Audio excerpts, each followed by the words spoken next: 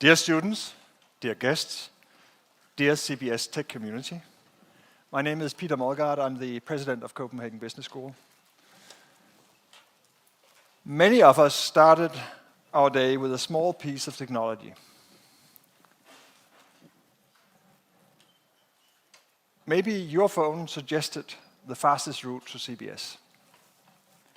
Maybe an algorithm selected the top news stories when you opened your feed.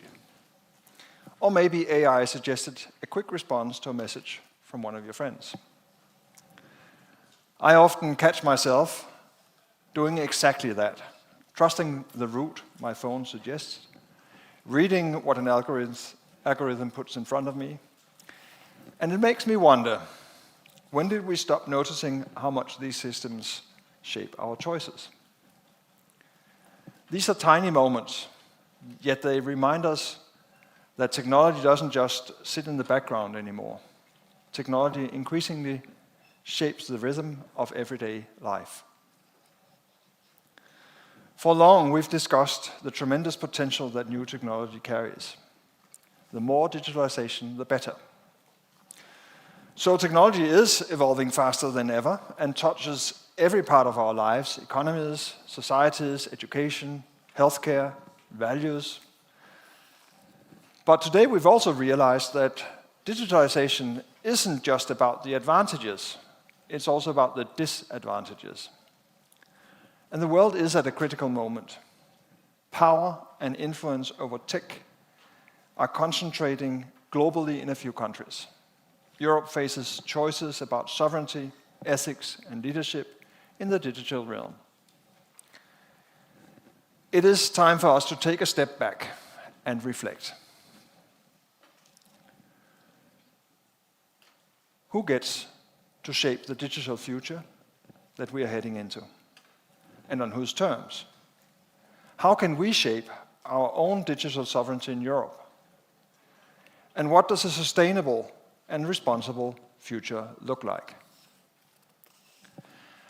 At CBS, we believe that technology must be shaped with responsibility, not just engineered, but governed, questioned, and aligned with societal values. That is exactly how business schools can contribute, not only understanding the technology, but understanding its consequences. The debates that you'll hear here today will shape the world of tomorrow. And students are at the forefront of that conversation.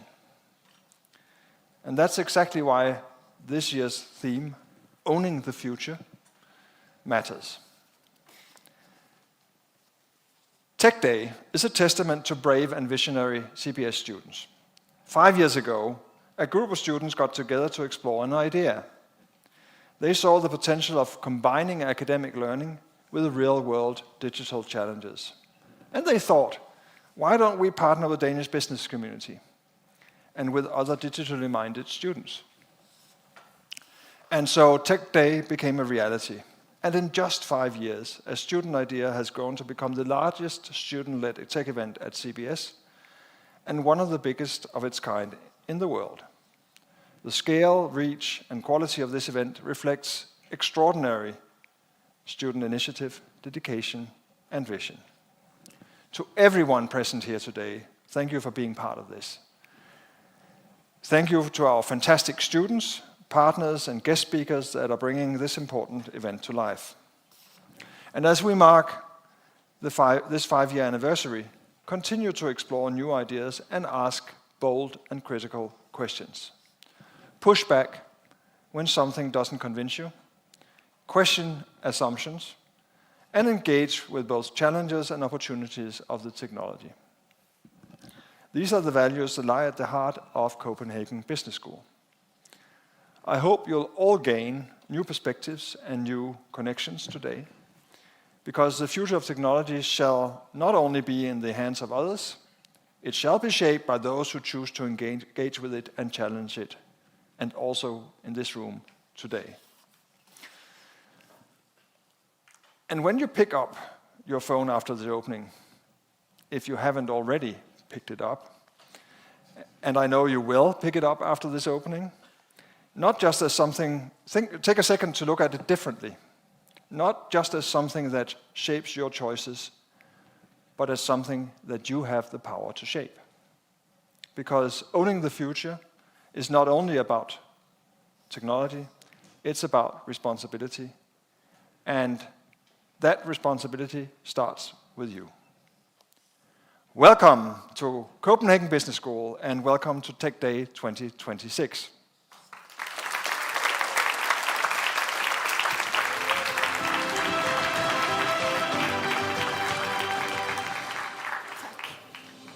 Vi har den her til dig. Thank you so much.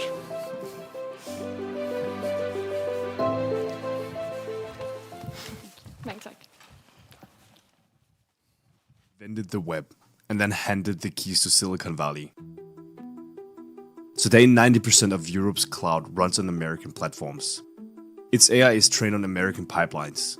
Its digital economy operates on rules written somewhere between San Francisco and Shenzhen.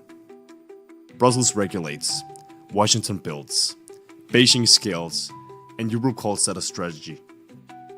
This panel asks an uncomfortable question. Can Europe stop writing rules for other people's technology and start building its own? Infrastructure grounded in privacy, equity, and ethics, not just compliance documents. You've heard the pitch. AI will solve climate change, fix healthcare, reinvent education, and end inequality. It's all a great story, but strip away the keynote magic and the demo reels. What has actually changed? Global emissions are up, healthcare costs are up, and the equity gap is still widening. Billions are flowing into AI, but are we funding real transformation or just better slide decks? This panel skips the hype cycle. No vaporware, no utopian promises. Just an honest conversation about what responsible innovation actually looks like. Everyone talks about the future. This is about owning it.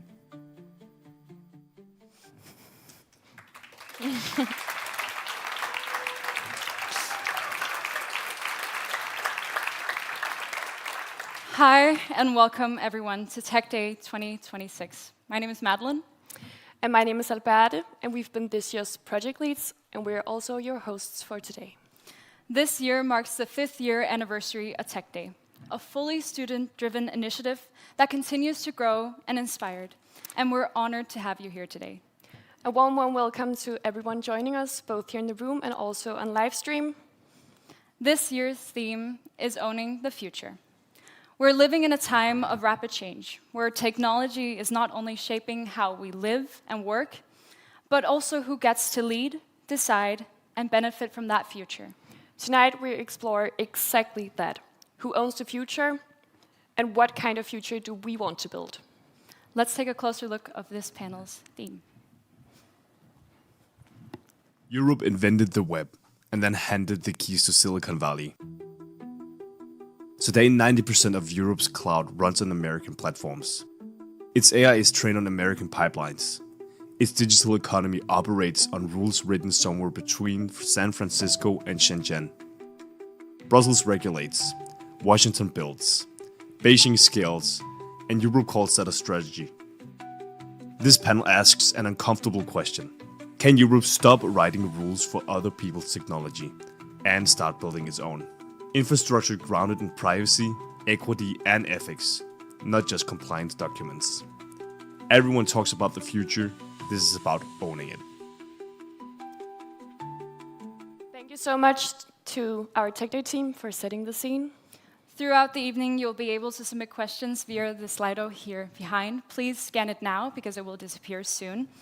Our first panel takes us straight into one of the biggest questions of our time. Who gets to own the future? As global tech powerhouses becomes increasingly concentrated in both the US and China, Europe is facing a critical crossroad. Will we remain a regulator on the sidelines, or can we build our own infrastructure in European values? This panel will explore Europe's quest for technological sovereignty, asking who gets to own the data. Can Europe truly control it without owning the underlying technologies, infrastructure, and talent? And perhaps most importantly, can ethics and responsibility become a true competitive advantage. Please join us in welcoming our moderator and TechDay team member, Natalia, to the stage.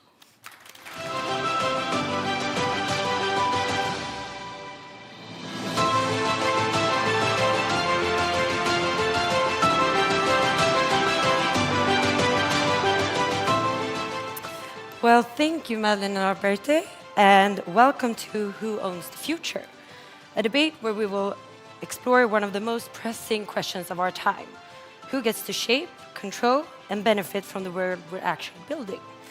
My name is Natalia, and now let's introduce our panel speakers. Our first panelist works in the intersection of big tech and policy. As public policy manager at Meta Nordics, with experience from Microsoft and Denmark's Tech Ambassador Office, she brings insights to how regulation and innovation shape the tech landscape. Let's give a huge applause to Laura Karstens.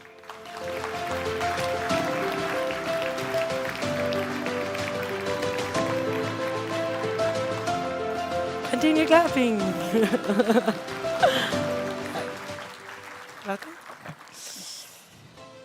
Our next panelist is at the forefront of quantum computing. As Managing Director of Northern Europe on INOC, he's driving the expansion and real-world applications across Europe. Please give a hand to Lorenzo Roversi.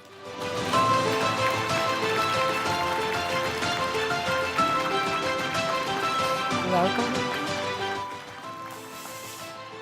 Our third panelist is a leading European voice on data ethics and AI. A researcher, author, and co-founder of Data Ethics EU, she explores the intersection of technology, democracy, and human rights. Please welcome Gry Hasselback.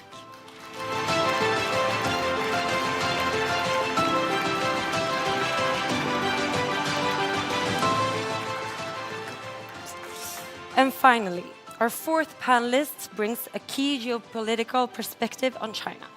A sinologist, former TV2 correspondent, and co-founder of Sinolytica, he helps decode China's global influence. Please welcome Casper Wickman.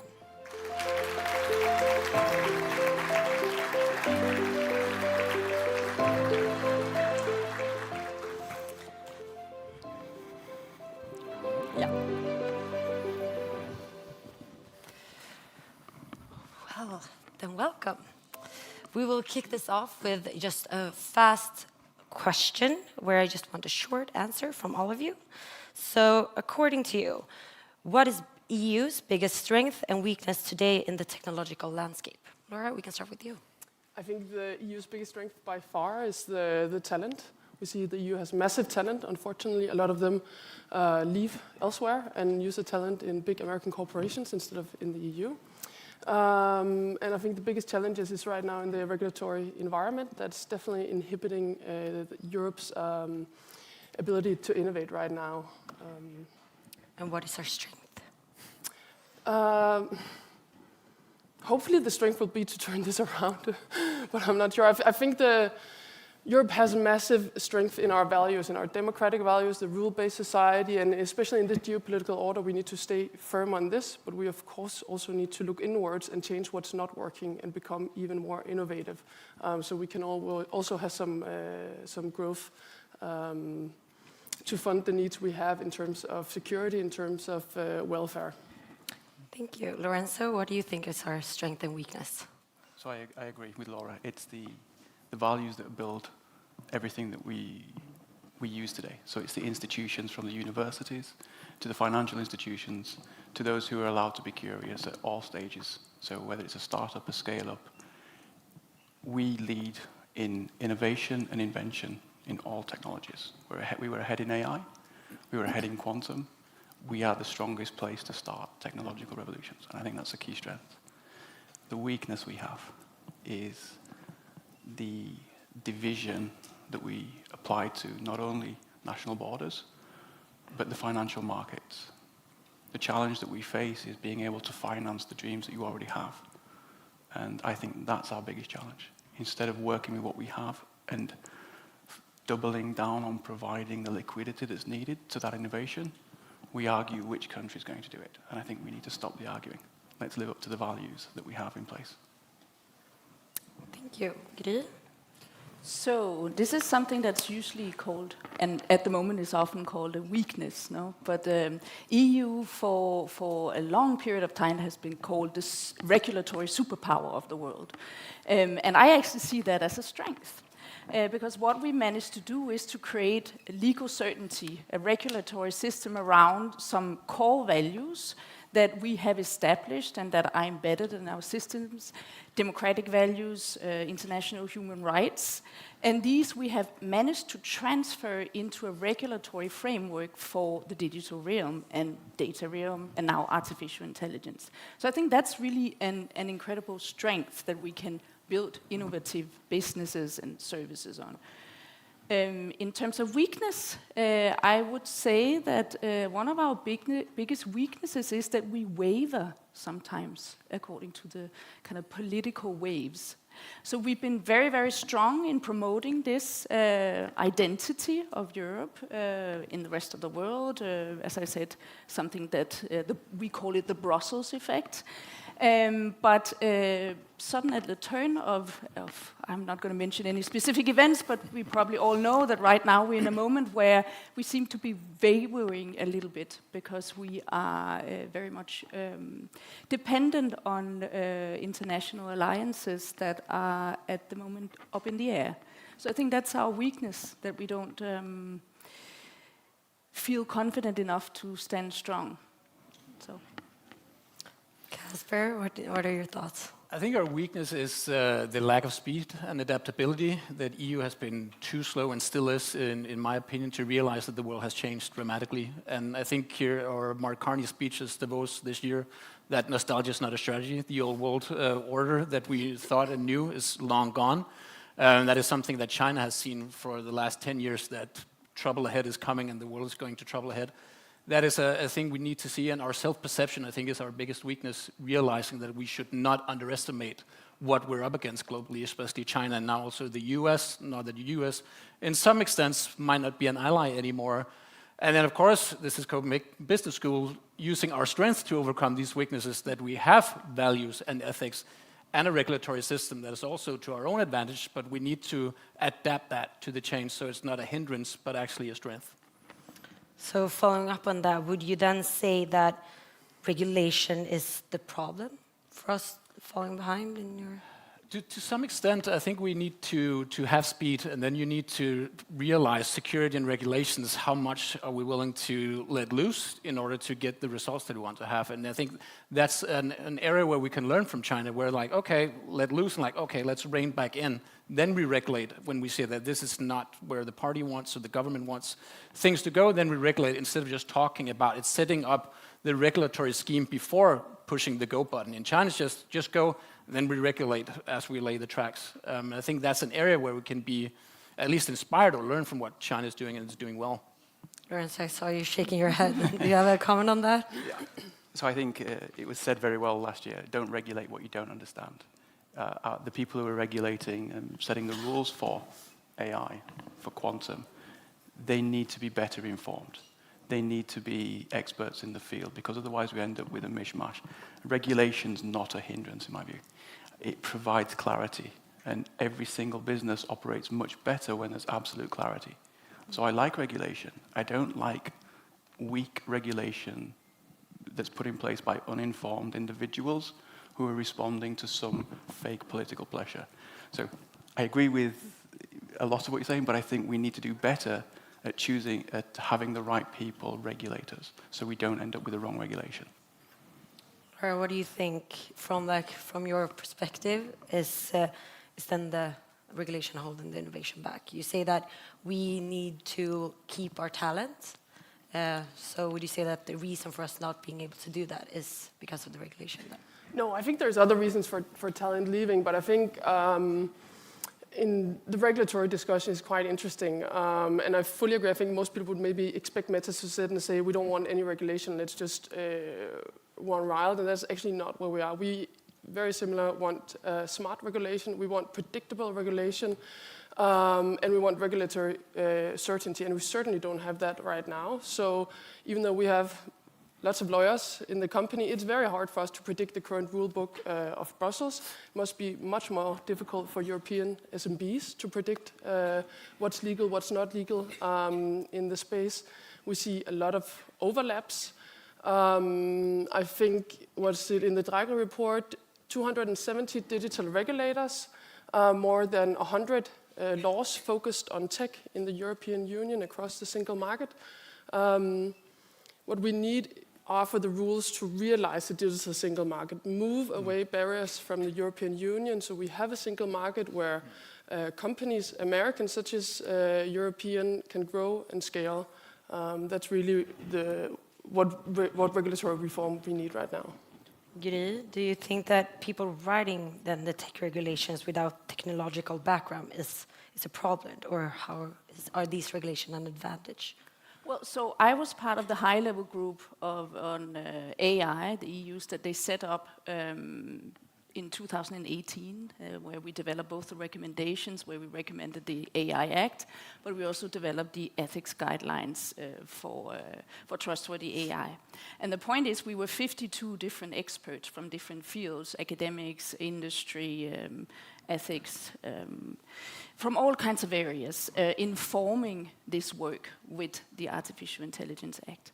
The reason why something like this was developed was because the EU and many of the laws that have been developed was that the EU was reacting to a kind of development within the digital sphere, within the way data was treated, the way the different technologies were developed, that was, I would say, probably perceived as out of control. So we had big social media platforms that were harvesting data. We had the Edward Snowden revelations showing how there was this industrial surveillance complex between social platforms and intelligence services of foreign states. So the reason why we have so many quickly adopted laws that I wouldn't say are not done by experts is because we had to quickly scramble to change the direction and to create the foundation for a different kind of innovation. So I think, of course, if you're building a technology that is, or a socio-technical infrastructure that is contrary to fundamental rights or democratic values, then you have a problem with complying with laws like this. But if you're trying to create an alternative, trying to, for example, think of data, create a data infrastructure where people are in control, where there's no access by foreign parties to your data and so on and so forth, you might find it easier to comply with these laws. So I actually, from seeing a legislative process from the inside, I saw a lot of expertise, and I think that's something the EU is really good at. So. Casper, do you have a comment on that? What do you think? No, I agree. And when I say that we should learn from China, I don't mean we should copy China, because we should never forget our own values. I think, again, that's one of our core strengths, especially with the US going in the direction where the current administration is taking them, and China is. And I think who owns the future? I mean, China is putting its mark on the rest of the world. I mean, when we talk about the world, it's not just the US, China, and the EU. You have the whole global south as well. And that is an area where China has been betting for the last 10, 15 years. With the Belt and Road and the digital Silk Road, which is the digital part of the Belt and Road with the AI, when they can go out and export their AI models, DeepSeek, Qwen, Kiki, or the open source that based on them, I mean, reports have shown that the information control in the models are still there. So they're still trying to take it into a China positive narrative, even though it's just the open source. That's a very Chinese value. So we have some values in Europe, even more so now in the last 2 years, that we can offer to the world. And I think we should take that with us as well when we put our imprint on the world, when we ask the question, who owns the future of tech? Can I intervene just quickly? Yeah, Because actually in the EU, we talk a lot about regulation, but there are a lot of initiatives that are similar to the Silk Road. For example, the Global Gateway in Africa or in other places in the global majority countries where the EU is actually reaching out and trying to invest in infrastructure. So it's also about where the debate is being focused, because the EU is not only regulation. So, yeah. felt that you want to say something. Yeah, no, I wanted to add on I think it's very, very interesting watching what's happening in the AI space with China right now. I was out in all of 2025 on mat leave, and when I left at the end of 2024, we were talking about US models mainly, right? And we had predictable, maybe 5 companies leading the race, and they would invest in these big foundational models, and like take the lead in the scoreboards, right? And I come back, and all the rage now is the Chinese models. They're much smaller, they're highly capable, and most of them cost a fraction of the big US models. And for us, as a big company with like 70,000 employees, now competing with maybe like 10, 50 size companies,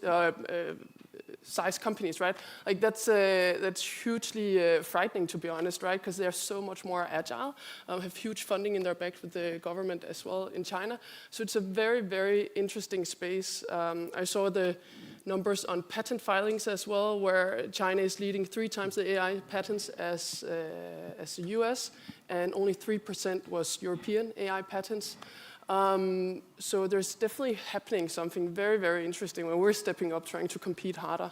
And where, again, what we're seeing more in the EU, not that we don't have innovation at all, but I mean, it's much more about what are we even allowed to do with this technology, right? And even 2 years ago, I met some of the young Danish guys who are doing the open source community in Copenhagen, like really some of the lead large language models developers in Denmark. I was like, so what are you guys doing with this technology? And they were saying, well, we want to do a lot of things, but we're actually unsure if we're allowed to do some of these things, right? And so they were just sort of sticking to their day job and not doing too crazy things on the side, right? And scaling out 10 years from now, if that continues, I really wonder what's going to be happening to the economy in Europe, and what that's going to then mean for us as European citizens. Can I come in on that? So I think what's happened with AI in Europe and the flight of talent, the flight of capital, is something that we need to be mindful of, but we shouldn't just look at it and go, we could have done better. Quantum's a technology that's going to be impactful going forward, and it's a technology where Europe is leading. But again, all of these challenges are things we cannot repeat for newer technologies, whether it's quantum or whether it's nuclear. We have to respond to what we've learned through what's happened with AI development. That means keeping people, it means providing capital, it means nurturing innovation, and it means providing clarity of regulation very early on. Because once you do that, then you limit the impact of large companies acquiring Europeans or taking the talent with 5 times the salary. You limit the impact of being able to, shall we say, acquire technology through the back door. And you're able to define your own future. Unless we learn the lessons that have gone wrong in AI, and we are honest with ourselves that we underpay, we underfund, and that we do not give clarity, we're going to do it all over again and again. And that's my worry at the moment. Then following up on that, let's say that we would have a stronger tech environment in Europe. What would we have to give let's say, the users to convince like them to choose a European tech instead of like an American or an Asian built one? So your video said it perfectly. Tim Berners-Lee invented the World Wide Web, but it was a group of Swedes that allowed us to use Spotify. Spotify is European. It's conquered the US. Klarna. We do it time and time and time again. The innovation and the market fit is developed here. It's usually then scaled in the US and cloned in China. So I don't think that's the problem. I think we need to protect at that Series B to exit and liquidity. I think when we protect those companies, then we retain talent, we retain IP, we retain scaling, we retain supply chain. And they're ultimately the things that are important. Are we a resilient society as well as an innovative society? And our values prove we're innovative, and our values prove we're resilient. We just now need to live up to the values we write everywhere. So essentially, you would then not really say that we need to loosen our regulation. Is that? Clarity is helpful. Informed, clear regulation, I think is great. Do you want to add on that? Yeah, I mean, it's very interesting what's happening in Brussels in this space right now. A year and a half ago, we had the Draghi report, which was essentially this whole competitiveness report that found that Europe suffered from a huge competitiveness gap due to an innovation gap due to a fragmented digital single market. A lot of other things, but these were really one of the key foundings coming from this report. And since then, Brussels has been scrambling to keep up and to be looking at itself, rewriting some of the rules. And currently, right now, the regulatory process is called the digital fitness check and the digital omnibuses. But what we see happening right now is really sort of Brussels taking a life of its own. So just sort of continuing doing the same things. It's not really simplifying a lot. It's still moving quite slow, even though there's literally an AI omnibus trying to look at the rules they're writing from AI. They're continuing to implement the AI Act. I think a lot of European businesses are strongly against the AI Act and some of the regulatory developments in the AI space. At large, we had last year some alliances with the EU industrial, EU industrial champions. More than 60 European industrial champions like ASML and Airbus and Siemens and some of these companies going together and calling for the European lawmakers to pause on some of this implementation of the AI work. We had digital startups doing the same. It was companies like Booking.com. And some of these really, really innovative European startups and scale-ups.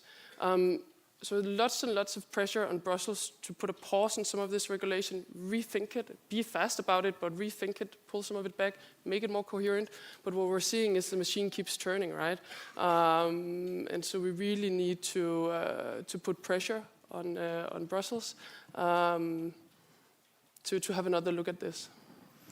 But how would you then say if we put a pause on the regulation, how we would then be able to, let's say, prevent disasters from happening before it's too late, like take Cambridge Analytica, for example?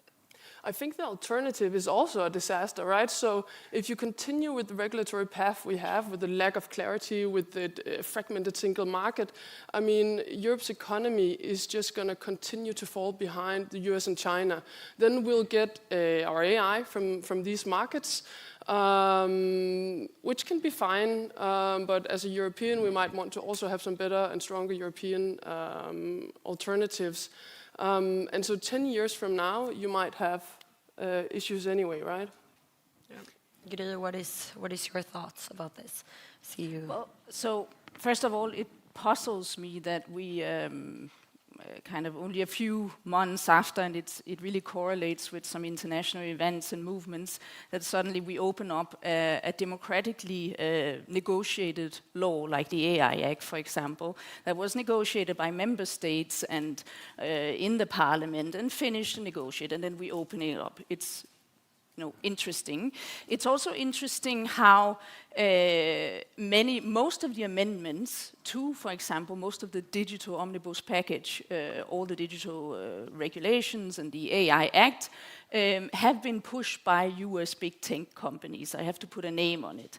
So in my view, I think we also have to look at the narratives that are driving some of these arguments about the lagging behind of the Europe because of regulations. So we barely have finished negotiated a law before we open it up, and we argue that this is the limit of innovation in Europe, where in reality what this law is trying to do, and I was trying to say that from the beginning, is that it's trying to support a different kind, the alternatives that you talked about before. So originally, for example, when I wrote a book together with one of my co-founders of data ethics, Pernille Tranberg, in 2016, that was called Data Ethics, the New Competitive Advantage. That was around the time of the negotiation of the GDPR. When we went out, we talked to different companies in that context. And when we talked to European companies, most of the European companies that were dealing with data were not too worried about the GDPR and what it would do, because they felt, well, this is what we are already doing. We are already handling data in an ethical way. We are already thinking about data minimization. We are already thinking about all these things. So for us, it supports our form of innovation. So I think there's some narratives about regulation that also are allowed to live, and we have to look at them in a bigger perspective. And that's that's my opinion. Yeah, Laura? Yeah, I just think at least the Draghi report is certainly not an artifact of American lobbying, right? That's a European report made from the heart of Europe by an Italian banker, right? Deep analysis done in the EU. And so it is European interests to further the digital single market and to drive European innovation and to keep competing on the global stage. One thing also first, there's also some particular cherry picking of the Draghi report. Sometimes when I hear the presentation of the Draghi report, Draghi does have a very particular, and we can talk about his background and the also actually who he's been consulting when he wrote the report. But there are actually also things that he's emphasizing as positive about the EU. And among others, the regulatory frameworks. He's saying they're fragmented, but he's also saying that they are good laws in many cases. No, so I'm just saying that we should really take a deep breath and maybe be reflective about how we approach the laws. And especially the ones that have been democratically negotiated. I think it's a problem to open democratic processes in this way. So I want to come in on that. I agree with that point clearly. This isn't just about American groups' interests or European groups' interests. There's 2 or 3 different points. We take a long time doing things in the EU. We tend to make these acts of Parliament pass much slower. I don't think we should open up something that 2 months after it's been passed. But at the same point, maybe it shouldn't take an age to pass the law.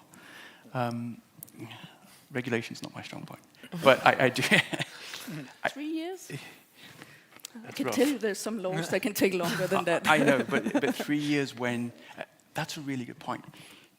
The pace of change isn't what it used to be. And I'm going to use this to come to quantum. Everybody talks about Moore's law, 18 months, computational power doubles with standard computing. What that actually means is you're capable of doing things 18 months today that you couldn't have even dreamed of 18 months ago. With the pace of regulation being 3 years versus 18 months of change, it's difficult.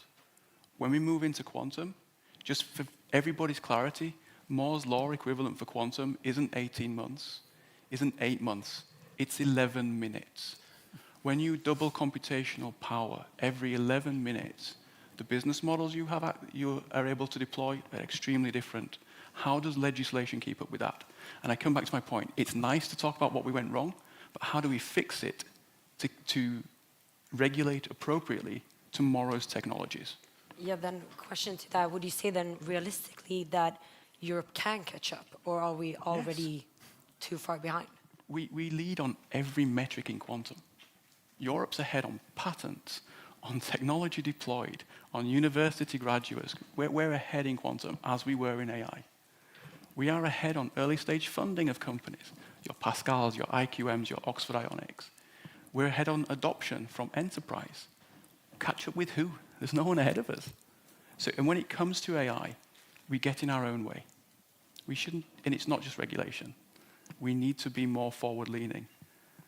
I think European governments need to be better at giving signals for technology adoption.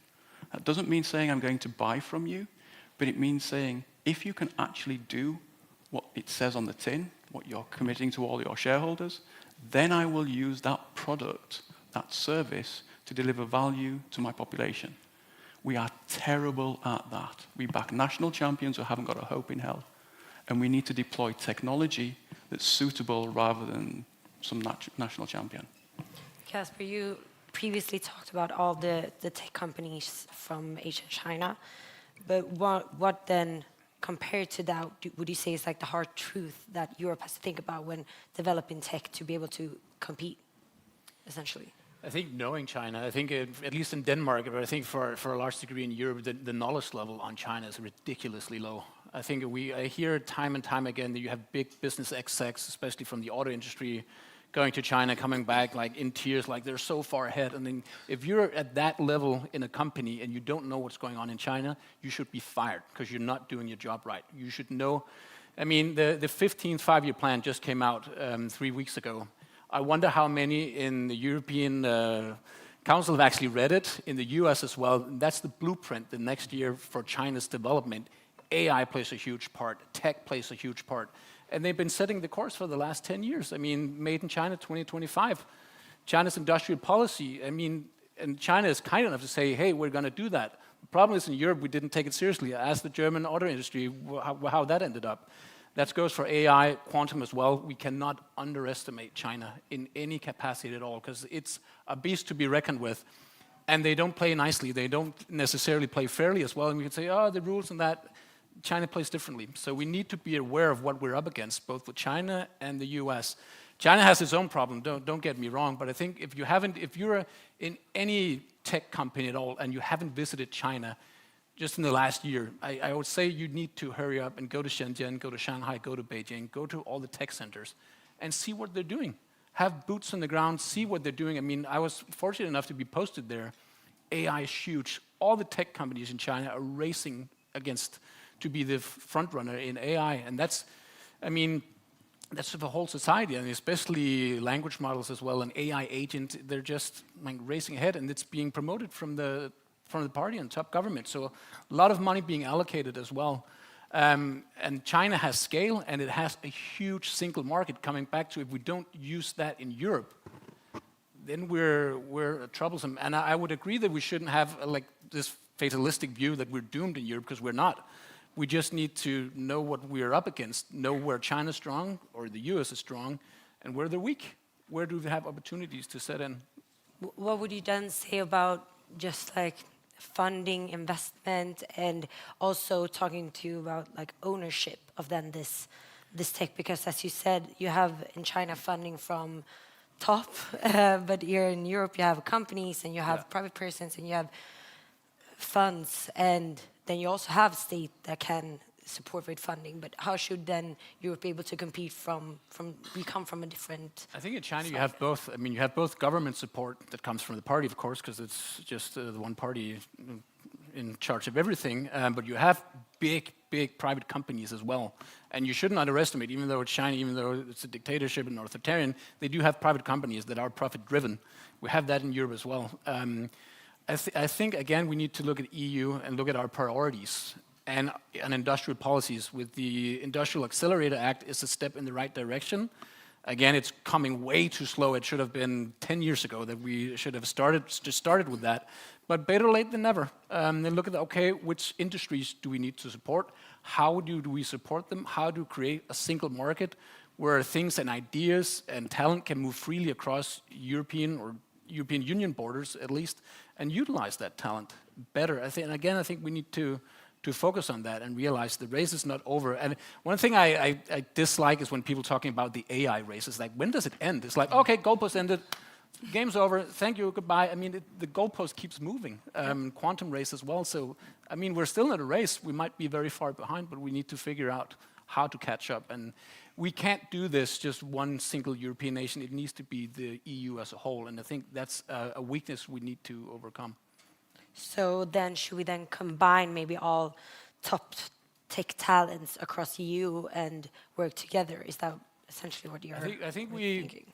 we need to be better at creating synergies and see where synergies is best created. Is Spain better at this? Is Finland better at that? Is there a better environment for this? And then utilize that instead of every country saying, okay, we're going to start our own, we're going to fund our own at government level. If money's better spent here, then maybe we should do that here and have competition, because that's one area where China is really good, that competition in China's domestic market is fierce.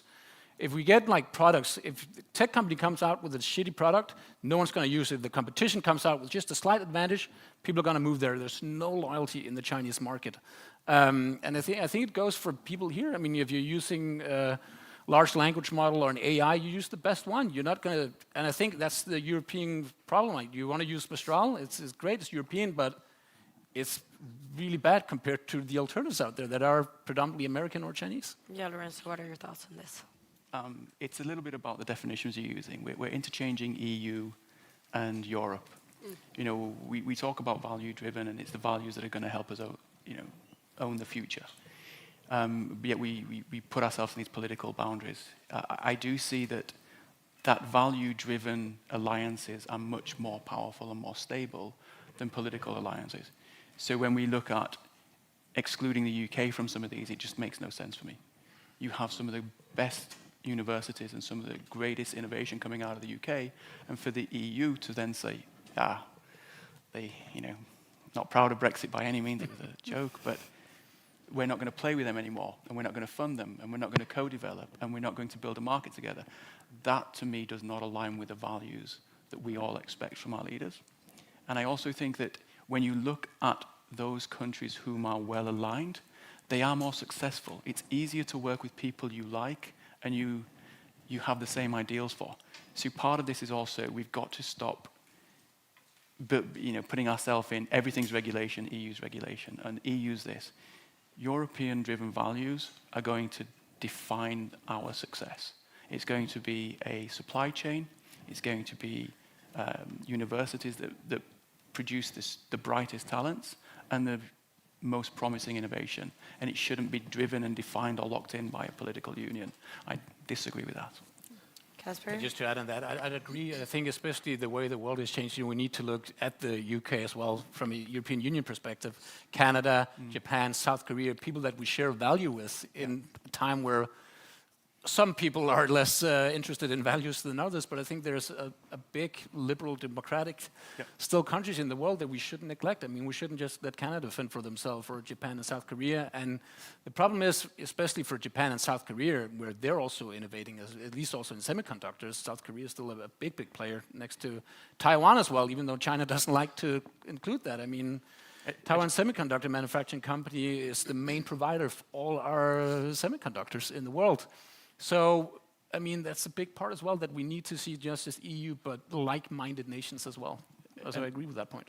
And that alliance would solve a lot of the challenges we have with regards to resilient societies. It also would allow us to identify those member states in the EU who may be not as aligned, and who may be, they've been there for a while, but their values aren't the same. The resources and the talents of each available in each of these nations can make a very successful, resilient society. When you operate as a large group of people, 500 million people in the EU, continental Europe and the UK. Add into that Japan, South Korea, Canada, you have by far the largest market. And ultimately, every single business is going to want access to that market. Excluding those other countries and those other people with similar values and nations with similar values, it causes stresses on your supply chain, it reduces your market, your total TAM, and it makes your life harder. So why do we do it? If we're going to own the future because it's driven by values, then you have to be inclusive. Gry, what are your thoughts on this? Do you have a comment on what he's... Well, I couldn't agree more. I mean, I worked for 3 years up to the finished of the negotiation of the AI Act on international outreach for the European Union with like-minded partners. And part of the idea was actually to do bilateral and multilateral initiatives with Canada, Japan, India. They created different technology. There's a EU-US Technology Trade Council, whatever happened to that, but there's actually also one with India. And we saw that this year, for example, von der Leyen reaching out a lot to a lot of these countries more strongly. So I think that is certainly the way forward, is to also not to think of the EU as this little closed pocket, but as a place where it could be the hub of, because when I'm hearing this conversation about also, I always have a problem with when we talk about these kind of technologies as a race and as a competition, because what we're really creating is the fabric of society. And so it's very, very difficult to talk about this as just like a business adventure where we have to compete with China and the US on the same terms, because what we are, and I keep returning to the same point, what we're actually doing in the EU is trying to create something different. And it's always difficult to start all over and create something from the bottom and up. We have to start, we are 80% dependent in terms of digital infrastructure in the EU on foreign digital infrastructures around that. I think it's around that number. So imagine when we have to lock out of that infrastructure and create something ourselves from the beginning. It takes time. But I'm not worried about the, not reaching that unimaginable, as you say, the moving target. No. But you're saying that we can cooperate with Japan and the US or the UK, but how do you see US? But then how do you see like cooperating with China? Is that completely then ruled out, or could that? It's always more complicated. When you talk in diplomacy terms, when you use the term like-minded partners, it's usually partners that you share the same value systems with. So in terms of when I worked with the EU regarding, it's called the human-centric approach to AI, it was very broadly the democratic values and human rights. And I think the record of China in terms of that is a little bit difficult to. So the shared, I do understand the need to be able to understand what's going on, but I also see the difficulty of collaborating with partners that are not like-minded. And then let's not get into the conversation regarding whether the US is still like-minded. I will not get into that. There's a second part on China. It's not just about being like-minded. There's a wonderful article in the FT at the beginning of the year that looked at the 5-year strategy for China. And you have to collaborate with people who want to collaborate with you. When you ask, and trust me, we've done this before, when you ask what is it in the long term that China would like to buy from the EU, it's not our technology. They don't want to jointly collaborate with us. So it's not just our choice. We play with those people who also play with us. That's a significant part of it. It's harder to collaborate with people who want to be entirely self-sufficient. Now, when I say that, I could be talking about the EU or China at the moment, because we can't say on one hand, different values, they don't want to play, they don't want to buy anything from us, and at the same point say, we're going to only buy tech that's European. We have to do this like adults, not like, spoiled brats. It's important we are a resilient, innovative, self-sufficient society. It doesn't mean we have to be lonely. And that's the difference between us and China, I think. So when we have all these voices now saying, throw out all the American tech, don't. Because when you do that, you're undermining every single enterprise who doesn't have access to the most advanced chips, the most advanced models, the most advanced technology. And do you really want to do that? No. So let's stop being lonely and let's be sensible adults who are resilient and innovative. I think that's a much better description of the society I grew up in for the last 50 years. Laura, you coming from this US big company, what do you then think, since you are working for the European market, is our biggest competitive advantage from that point of view? I mean, I think we discussed that at the beginning, right? I still think Europe is much about the values and the talent. I'm definitely still sort of hoping the rebalancing we're seeing in the transatlantic relationship will land in a positive place. It's very interesting days, obviously, and years ahead of us. I don't think we need to sort of give up on it yet. We have a lot of things in common with the States still, and need to sort of remember that. While, of course, Europe looks to strengthen itself, and doing that with putting one foot in front of the other, looking at innovation as a key strategic objective, right? So becoming more innovative. Yeah. Do you all agree? Yeah. Yeah. Well, then that was so easy. You all agree on the same. But then when we go back to you, Lorenzo, you're talking about that we need to fund more, and then the regulation should essentially then stay the same. How should we get the funding to all of this? How should we think about actually getting all the money that you say would be needed to actually also keep and retain the talent that we do have in Europe right now? Yeah, so my background's finance. I'm really boring.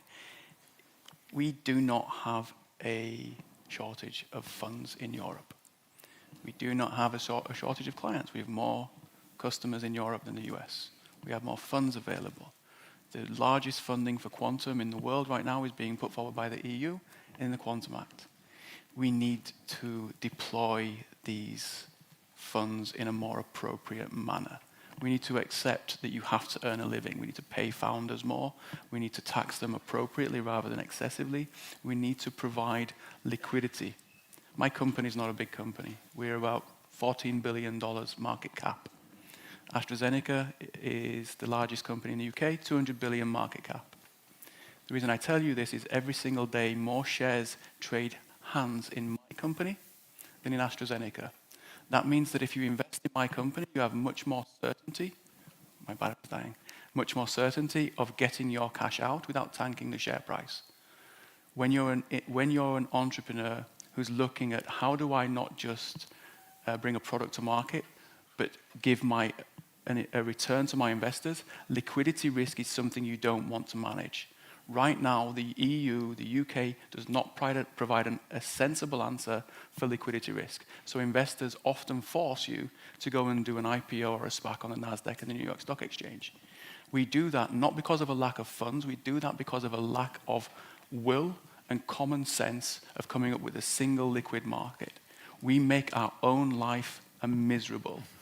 There are many risks a founder has to overcome. From your own self-doubt to does the technology work, one of them should not be, am I going to be able to sell shares and fund this company consistently? Let's, please, this is something that you guys can fix. So that's one key issue that I die on a hill on. The second thing that I think is critical is talent. If I want to employ somebody in the UK, in Sweden, in Denmark, in Germany, they are going to make roughly half what I would pay the same job in the US. We consistently underpay people, and it's nothing to do with social security taxes. People will say it is. It is because we have had a race to the bottom in Europe where salaries have turned into junk, and we need to fix that. Salaries should be higher here. Taxation, I'm not going to complain about. I don't care about it. If we fix the salaries, we fix the funding, we will be in a much stronger position to retain talent, retain innovation, and retain IP. I don't think it's a regulation problem. I don't think it's a skill problem. I think we need to grow up, pay people what they're worth. So then from all of Thank you. So then like a finishing word from all of you. I feel like you have told us now that funding is the main way going forward to let us owning the future. Yes. But from all of you else, just one thing that you think is this, if we change this and do this, we will essentially own the future. Casper, you want to start? That was a tough question. I mean, so many good things has been said. I think we need to be inspired a little more from China than we are, and then adapt it to our own values. And with everything else said, building that, setting up a system that's beneficial to the alliance that we're talking about of like-minded nations. Thank you. Gry?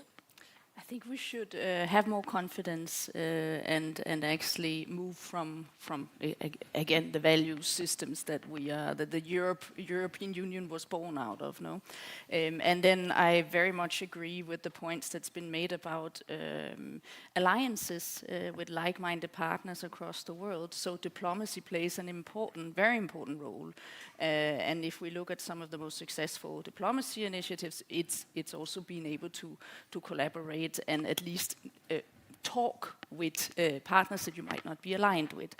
So I think that's probably the way forward. But certainly I would prefer that instead of we try to compete with someone we're not, or compete on the same terms, then we should try to create something that continues the path that we've been on since we established the European Union after the Second World War and so on and so forth.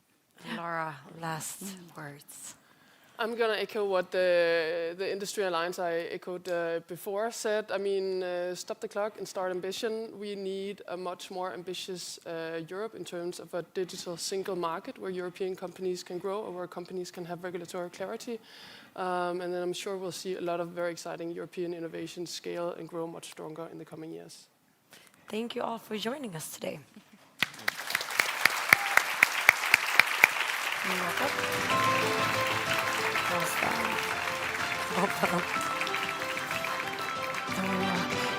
You can just go over here.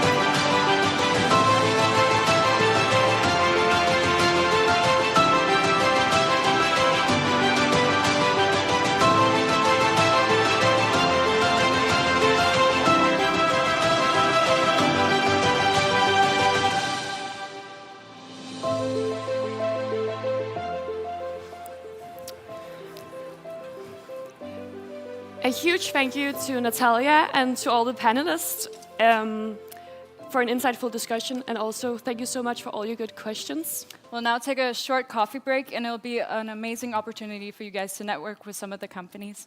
There'll be coffee and cake to take, and you have a great break. See you soon.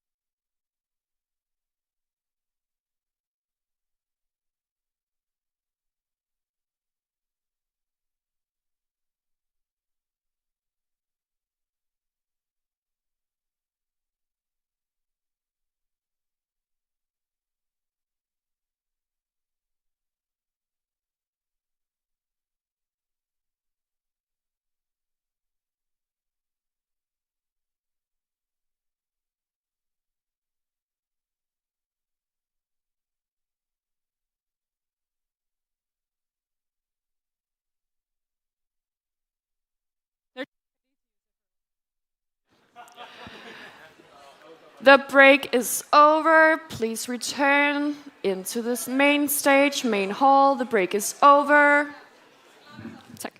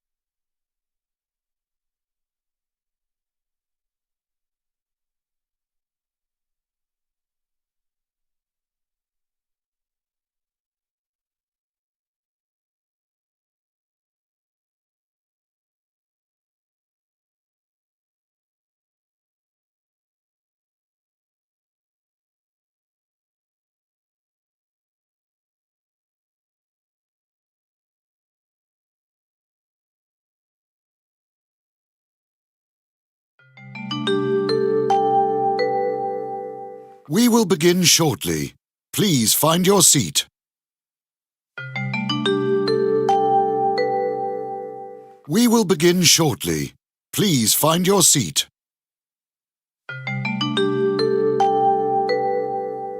We will begin shortly. Please find your seat.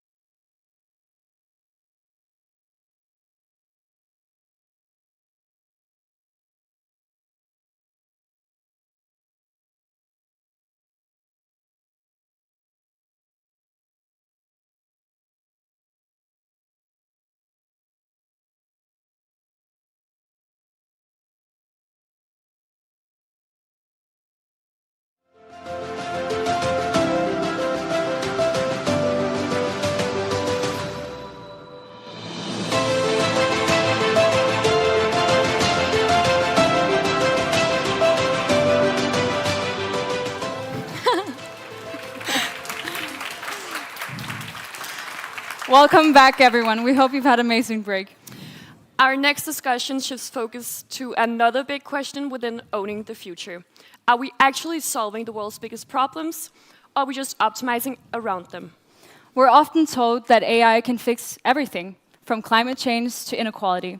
But is it truly driving systematic change, or are we relying on high-tech shortcuts that avoid deeper reform?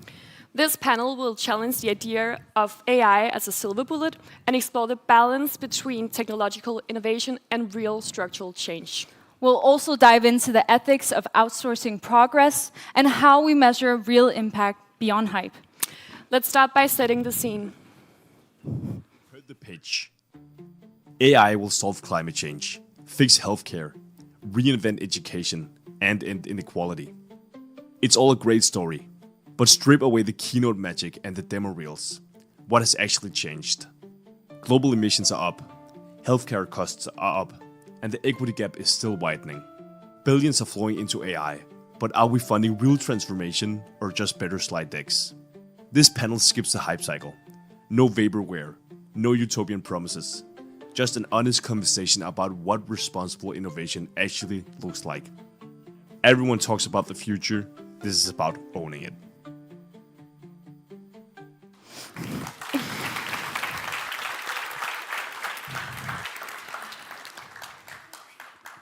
And now, please welcome our team member and the next moderator, Love.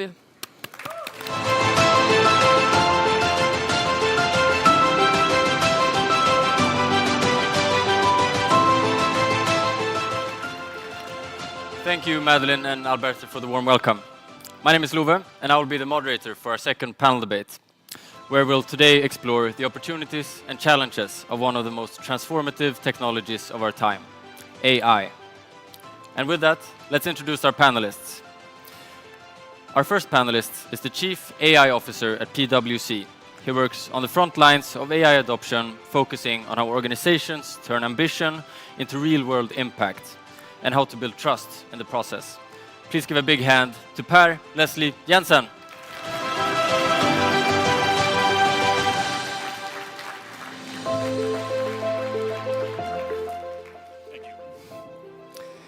Our second panelist is the Director of Enterprise Service Sales at Microsoft Denmark.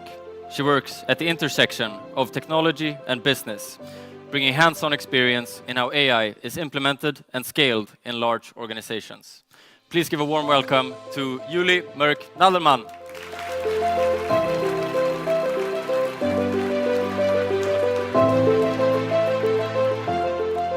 And our third and final panelist is a professor here at CBS. He's a leading expert in digital governance and the societal impact of technology, with a focus on how narratives and power shape the way organizations adopt AI.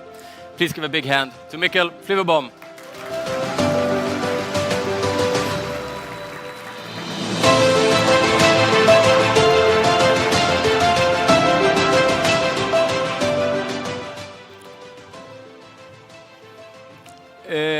For your information, we were also supposed to have a fourth panelist with us today, Anna Fellander.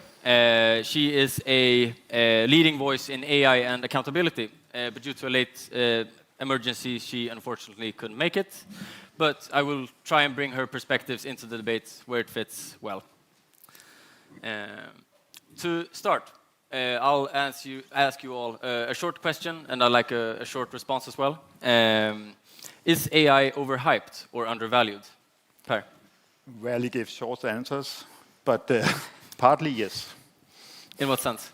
You can say the promise of what AI will solve is hyped. The tool, not so much hyped. Okay. Julie? So I think that if we look at AI as magic that will solve everything, just as you said in the video, then it's overhyped. But if you look at it as something that can actually solve real work and go deep into that, it's undervalued. And Mikkel? I certainly think it's overhyped, and I think it's been packaged in ways that don't really take into account the reality of organizational life and social life and so on and so forth.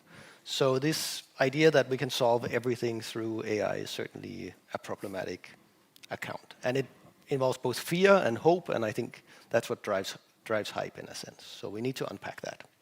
But can we find a perfect balance where it's not being sold as something that it's not, but it not? Can we find a perfect balance? What do you think? I think it's difficult of where we are right now because there's been invested so much money into it. So I think it would be difficult for companies and especially big tech to take a few steps back, maybe 4 or 5 steps back. So I think that would be difficult because there's a lot of return on investment that needs to arrive somehow. Julie, what do you think? Yeah, I think what we know is that 20% of the companies that use AI only, or 80% of the companies that use AI today only use 20% of what AI is actually able to do. And that's maybe even high. That means that we have a gap of 80% where we still have a lot of value that has not been delivered. So in that sense, the balance is not met yet, and there's still a way to go before we actually get the real promise out of AI. Where or how can we find that value that is missing? That requires that we go deep into some of the structural changes you need to make as an organization, to your point. AI is not just cannot just be seen as a productivity tool where you get an assistant to do something. AI needs to be seen in a greater context where you really need to redefine every process and figure out if that has to be done by a human or an agent or in a combination, and that will take quite some time to do that. If I could just chip in, I think time is our best friend in this context. I think down the road, AI will become yet another normal technology. It will fall into place in our organizations and in business and in social life and so on and so forth. But I think the problem is that, while we can just wait for these things to happen, there will be, I think, casualties on the way. There will be companies who don't make it. There will be children who suffer from engaging with AI that has no guardrails and is being pushed in ways that is, completely careless and irresponsible. So I think while we wait, there will be casualties, and I think that's a real problem. We see that again and again. I mean, if you follow the news, there was a big case both in New Mexico and California yesterday. Meta got fined massively for designing technology in ways that led to harm for so many children and so on. So I think we'll see exactly the same in AI. Careless rollout and then lots of repair work, lots of casualties and so on. And I think that shouldn't be that way.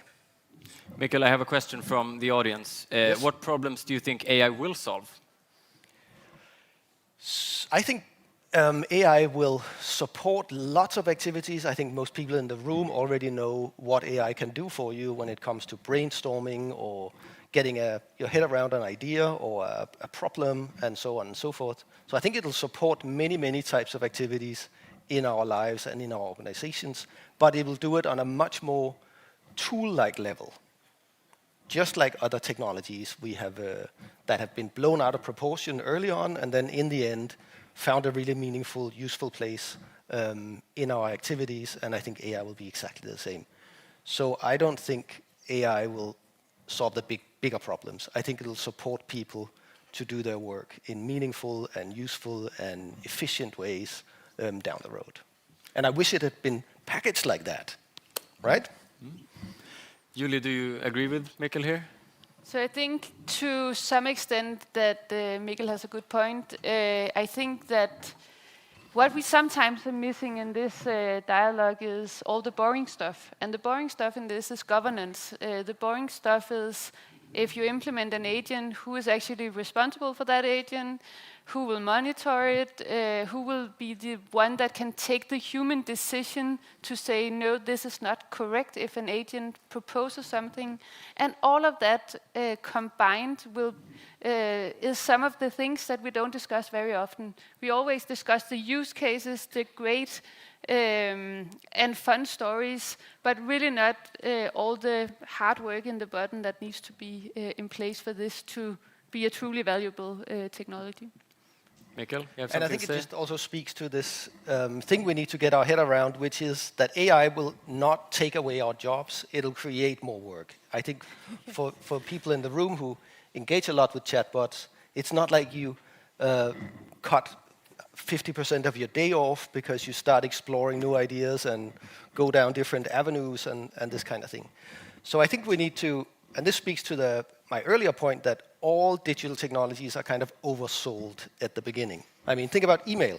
Email was supposed to help us save time and not spend so much time going to the post office and sealing envelopes and that kind of stuff. And I think everyone in this room realizes now that you've never had more mail. You've never had more in your inbox. You've never spent more of your workday on this kind of stuff.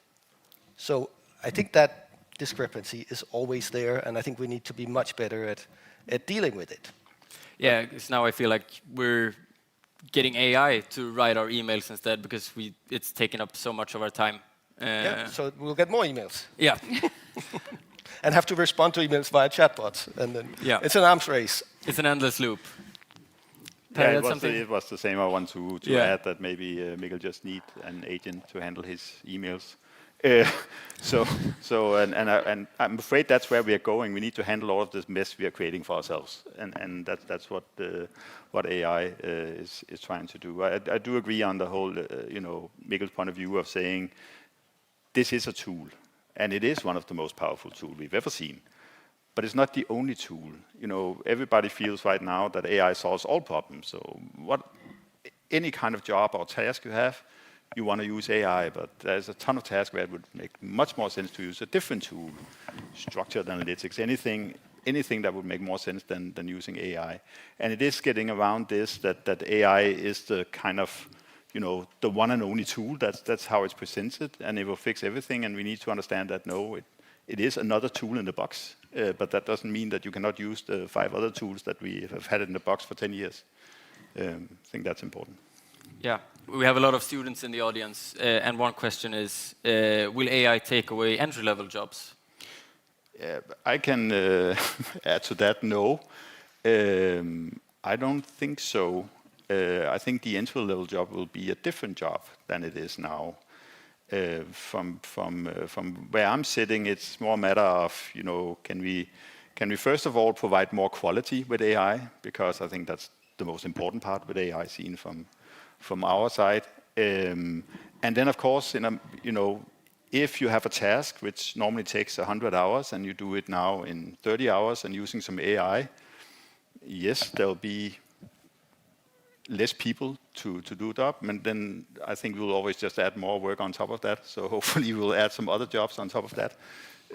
So I don't think so. I think the job's going to be different, and entry-level jobs today are different than they were 10 years ago. So I think it's a natural transition. Yeah.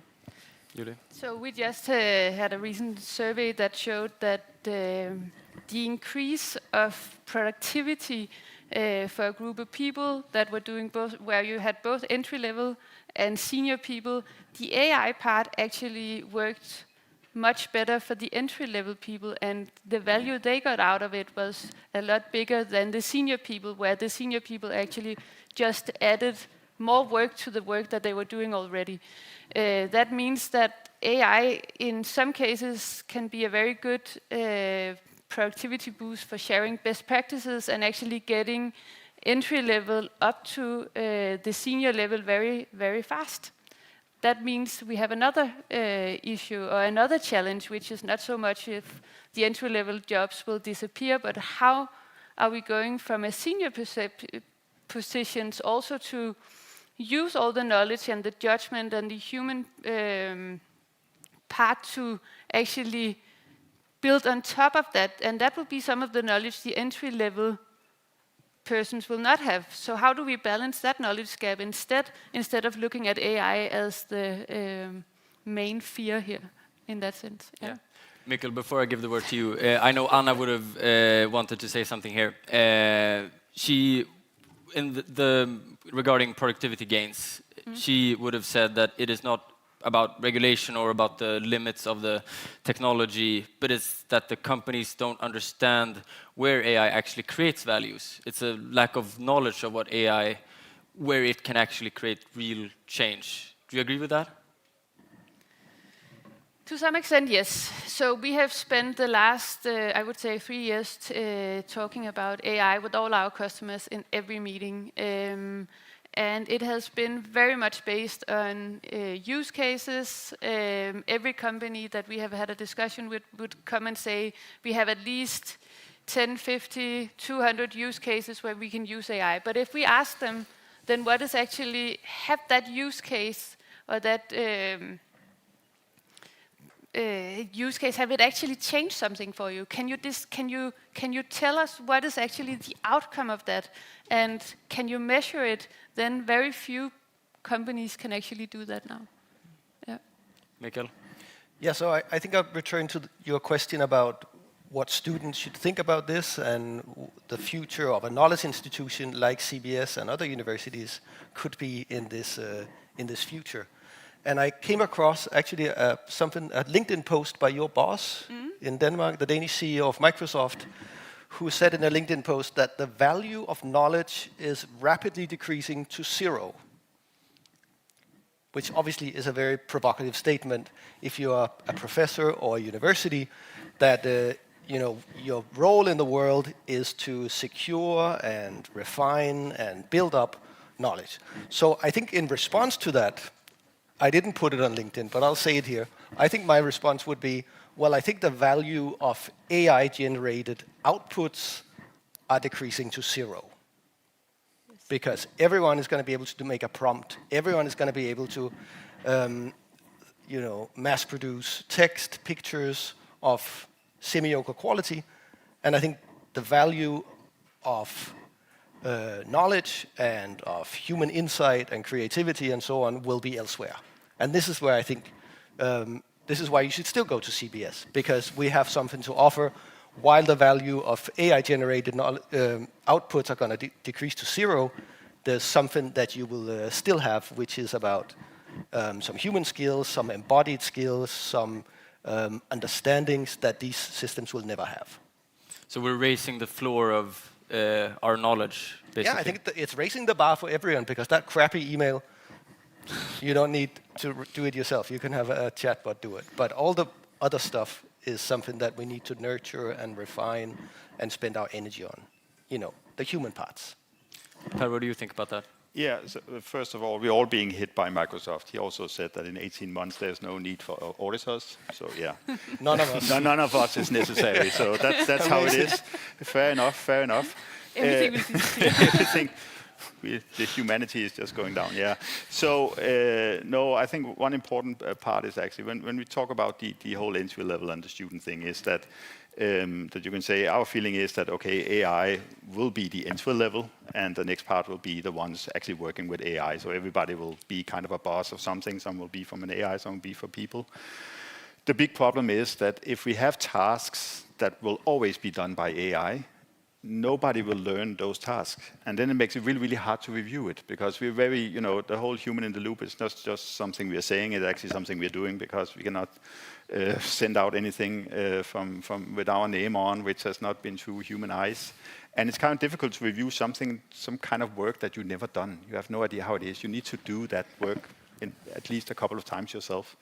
And I think that is a problem we are all trying to figure out how should we handle. We don't have the recipe yet, but it will be an issue going forward. And it's not different than we have had a lot of different periods where we have outsourced jobs. So we've outsourced it to service center in India or Egypt or Eastern Europe, where the wage are lower and people are still really, really smart. And I will be more scared for them that they will be replaced. The jobs we send there will be replaced by AI than the people we have there. So I think I would be more nervous if I were them looking forward. So all the students here should feel safe? Totally safe. No worries at all. Back to the human in the loop. Do any of you think we'll ever get to a scenario where we can trust AI to 100% and never have the need to supervise what AI is providing? It really depends on the task. Yeah. And I have a hard time thinking of tasks where that will... But there'll be tasks where it's not that important that it's 100% correct. And there we can live with it being 80% correct. So yes, there will be tasks that can be autonomous, but that will be a very small part. Julia? I think it's very important to say that AI is not a philosophy as such. It's not, as we talked about before, magic, it's just happening. AI is, and the data layer beneath it, a discipline. And you need to know how to work with that. You need to be able to set up the guardrails, you need to know the governance, you need to know how your data is structured, how it's secured, what data is available for the AI models that you use, and all of these guardrails needs to be put in place for us to have a responsible and ethical way of using AI. If we do that, and if we still are able to track back and trace back who's actually responsible, and I know it is a difficult thing, but we need to teach ourselves and our companies how to do that in order to be able to believe and trust the AI solutions that we have out there. Who will teach the people to learn these skills? Who will teach? Yeah. That is a responsibility we all have, both in the universities. I think that you also have a responsibility to teach students how to do that from a developer perspective. But it will also be companies that will do that, both companies like PwC and Microsoft. Mikkel? So I don't think we should ever trust AI fully. How so? I really don't. I mean, we need to sort of remind ourselves what AI is and what it does. It's some mathematical models using a lot of data to predict what a possible next sentence or output could be. And that in itself will always have some weaknesses. So we're never going to have perfect AI models, that's for sure. They will always have these bad data sets or hallucinations and all these things coming out. So that's the first level. And then the second level is that if you think, I mean, the question sort of presupposes that everything that is human can be turned into something that an AI system can deal with. So let me use the example of education. I mean, AI companies are saying education is broken, we don't have enough resources, students are not learning the right things fast enough, and so on and so forth. And AI chatbots can solve that problem. But if you do that, you reduce everything that brought you to university to some transmission of information from either a professor to a student or an AI chatbot to a student. And I think you all realize, students in the room, that what brought you to CBS and what is your university life is much richer. It's not just about some information you need transmitted from a lecturer or a chatbot. So there are all these other things that we need to, that richness of social life will never be in a chatbot. So in that sense, we can never trust it because it's such a limited version of what life is. And then my second point is really about what happens to trust in society as a result of AI, and now I sound really critical. But I think AI companies are actually eroding trust in society in general. Everything you encounter, whether it's text, picture, video, sound, you can no longer use your senses to trust it or not trust it. So everything, all information becomes not trustworthy. And I think the responsibility for throwing that into society, to kids, to everyone, in all contexts, is a crazy, crazy decision to make. So that's a bigger picture of what happens to trust and AI. Yeah, and when you think of large language models, you often think of big tech, Silicon Valley. Is it down to the companies that own these large language models that we can't trust? Or is it the model that's faulty? Well, I mean, I think everyone who engages in building technology have a responsibility. Whether you are an engineer or a tech company or a platform that distributes deepfake videos, no matter what, you have a responsibility. And I wish that the first panel was about Europe, and my hope would be that we thought about AI by simply sort of starting from the values that we all share. I think everyone in this room, everyone outside this room, everyone in Europe would agree to a handful of fairly basic values. One would be we want fair competition. We don't want companies not respecting fair competition. We want security. We want protection of children. We want democratic institutions.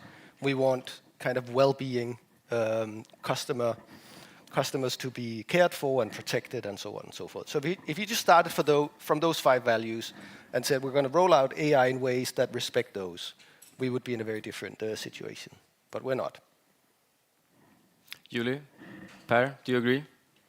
Yeah, I think in general you can say a lot of good conversations are ruined by AI because you don't believe what is actually entered into the conversation coming from AI, and I think that's in general a big problem.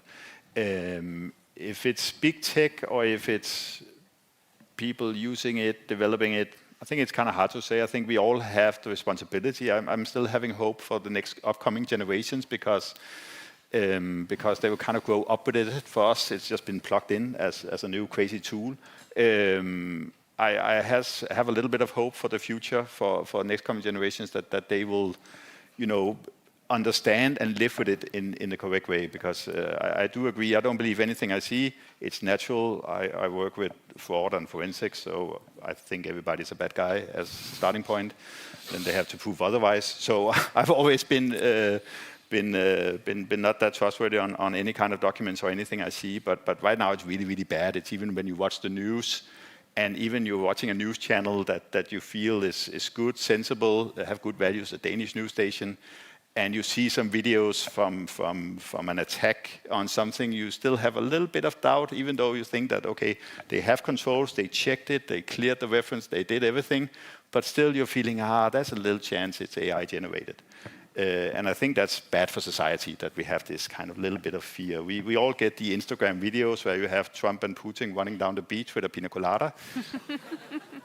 We do believe it's AI, not 100% sure, but it's very easy with those. But there's a lot of examples where it's just on the boundary of something that could be right and it could be wrong. And it's really bad for all of us in the conversation.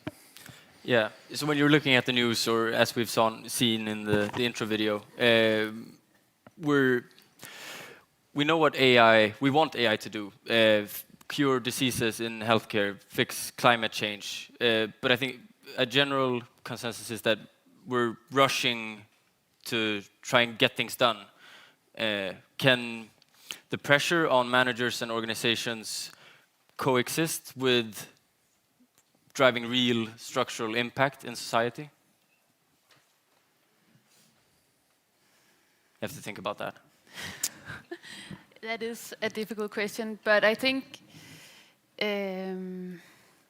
we are not there yet. It's not moving as fast as it sometimes is showed, at least for the Danish companies that we work with and how we see the market evolving right now.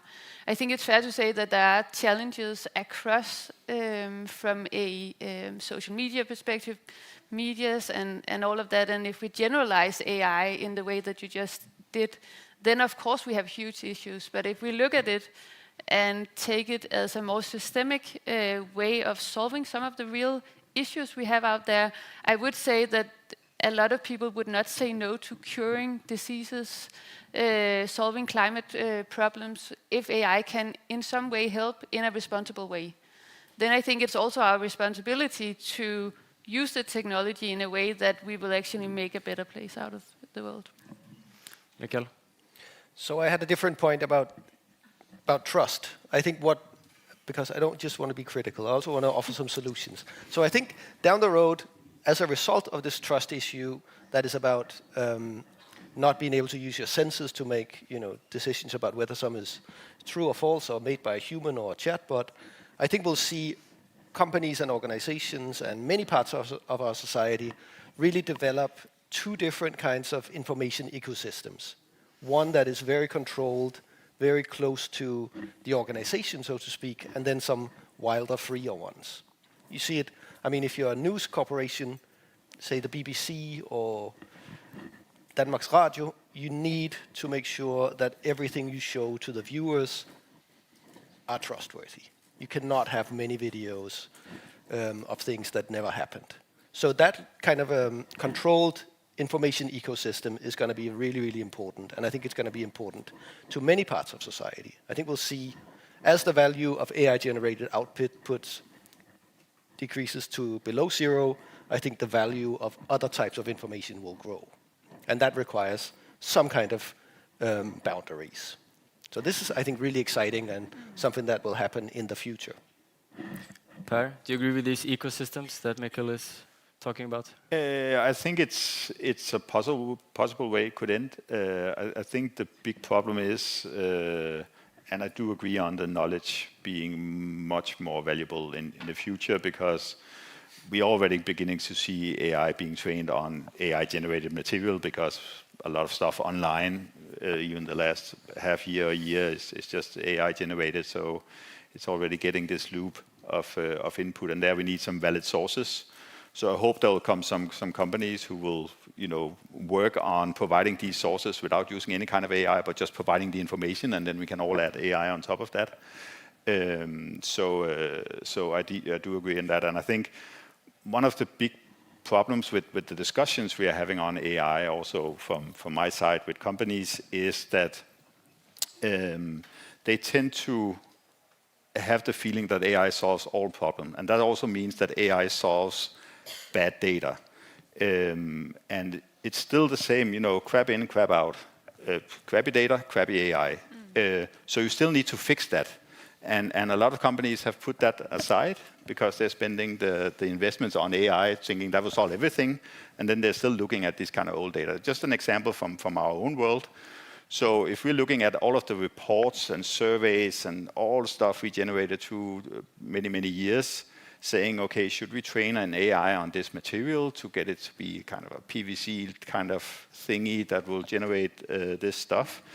But that means that somebody needs to sit down and find out, okay, of all this information we have, which ones are like really good? Which one are the gold standard? And we cannot have AI doing that. So there is still something there. And there comes the human argument, because if I'm saying, okay, this one is gold standard, and this one will not put that in, that will kind of ruin the whole model. The people who created this saying, why?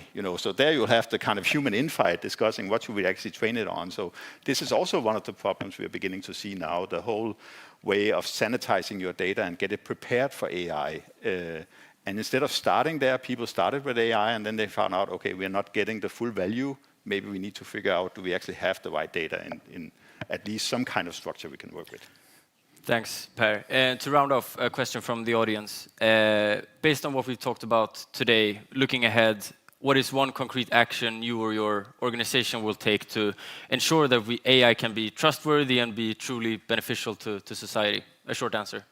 Julie? I think that we need to secure that all AI, and AI in this term is very broad, either with agents or as a productivity tool, needs to have an output that we can set some kind of value to. We need to be better at quantifying what the outcome is and the benefit. Mikkel? So I'll speak from CBS. I think CBS has a really important role to play when it comes to insisting on both its mission and the institution that the university is, but also on how we spend our money. So I wish CBS would not spend so much money on open AI licenses. I think there are other, going back to the first panel, European alternatives that are much better aligned with the values of this university. And then I think we have a responsibility to help students remember that if you outsource everything to an AI chatbot, you will miss out on the things that brought you here in the first place. So we need to create situations and incentives and a culture where students spend the time on the things that really makes their blood roll, and then outsource the stupid, boring tasks to chatbots. And I'm not sure that's the situation right now, because the university was not ready for it, and we also met with some companies who are actually not interested in the institution that the university is. Great. Thank you so much to our panelists for joining us today. That was all we had time for.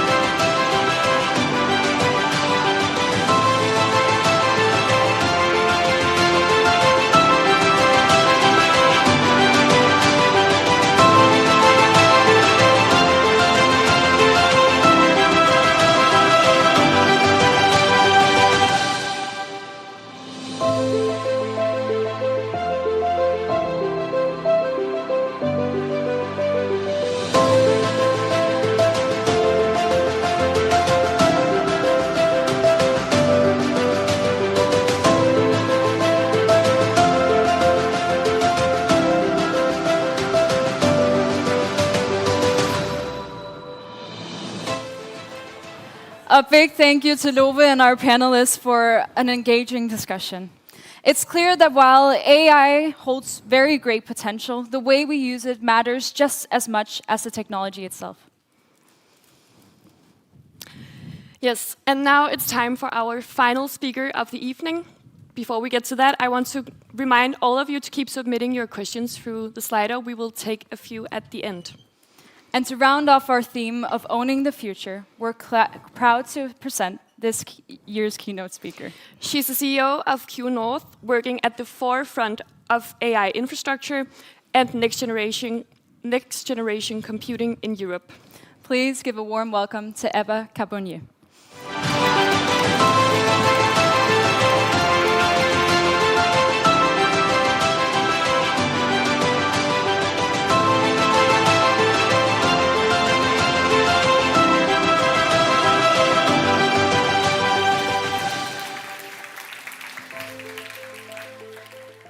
Thank you so much for having me, and great to be here. I look forward to the conversation around quantum computing. So now you have been speaking and hearing about AI. And how many of you have heard a little bit of quantum computing? Oh, this is great. This is lovely. Super. So I have the privilege to lead an initiative which is called Q North. It's an investment from the Novo Nordisk Foundation and the Danish Export and Investment Fund. And talking about AI here, we should just reflect a little bit before I start my presentation in terms of that we should, of course, we have to become very much better within AI. If we look at the rankings and the indexes where our countries are, where Denmark is and where our Nordic countries are, we have unfortunately, slipped a little bit on the AI, in the AI area. We have to keep that up and move upwards. If we compare with quantum, we are actually at a very good position.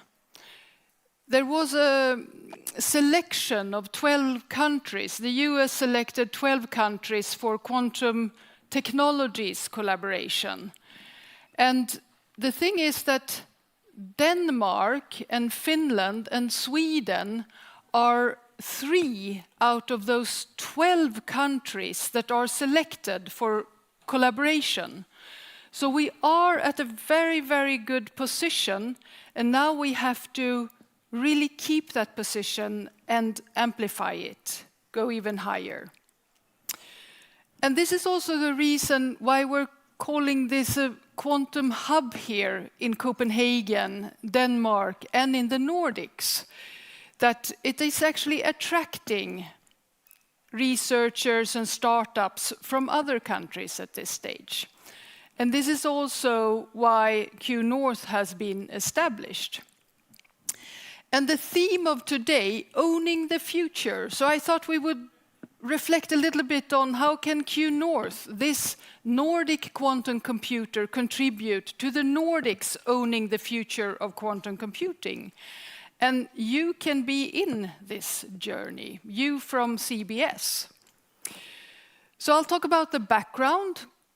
And there we will actually step back a little bit and talk about quantum mechanics, the very fundamentals of what quantum computing and quantum technologies is about. It's actually, we can see it as the operating system of nature. I'll talk about that. And then what is Q North, our company, and Magne, our computer? So our Nordic quantum computer. And what can we do with Magne? What can we put on to Magne? After that, a call to action.